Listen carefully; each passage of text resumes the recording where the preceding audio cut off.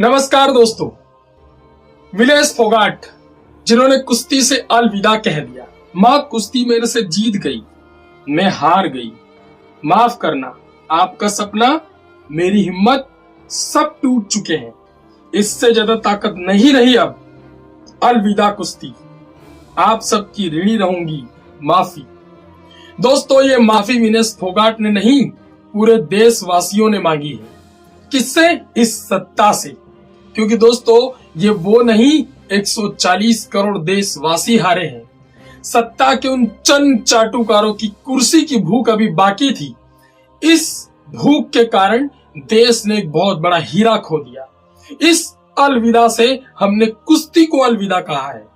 दोस्तों याद है आपको विनेश फोगाट जो दिल्ली की सड़कों पर पुलिस के द्वारा घसीटी गई थी।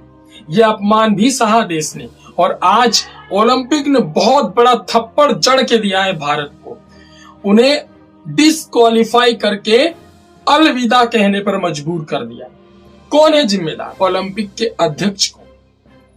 उन्हें पता नहीं था कि ओलंपिक में फाइनल में खेलने जा रही विनेश फोगाट क्या क्या उन्हें सुविधाएं मिलनी चाहिए, क्या क्या उन्होंने नहीं किया। दोस्तों बाल काटे, नाखून काटे, ब्लड निकाला कि 100 ग्राम वजन ज्यादा न रहे, परंतु वही हुआ।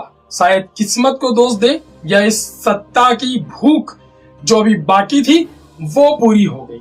क्योंकि दोस्तों देश की सत्ता और इस राजनीति ने, इस घटिया राजनीति ने देश के सबसे बड़े हीरे को खोया है। हम जो टैक्स अदा करते हैं दोस्तों, इस टैक्स से देश के उन सभी शासकीय और राजनीतिक भोगी हैं, उन्हें यह पैसा मिलता है सैलरी के रूप में।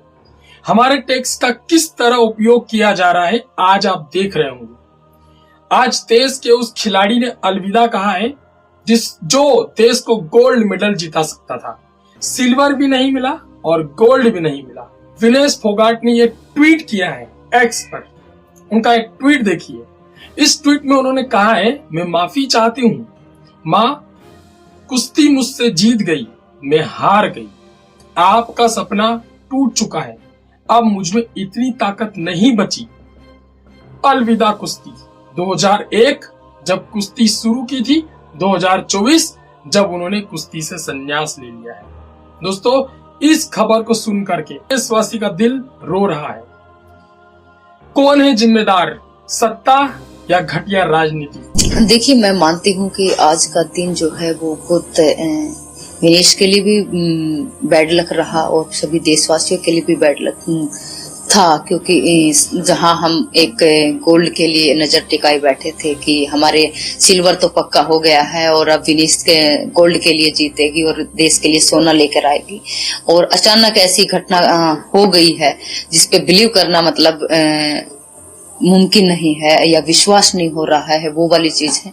तो ऐसे लग रहा है कि कहावत सुनी है, अभी तक तो कहावत के रूप में सुनी थी कि भगवान थाली में देकर छीन लेता है, वो वाली स्थिति अभी मैं देख रही हूँ कि अभी तक वो कहावत सुनी थी और आज आंखों के सामने ऐसा होता हुआ देखा तो ऐसे बिलीव नहीं कर पा रहे हैं कि वास्तव में क्या ये चीज ऐसा हो गई है।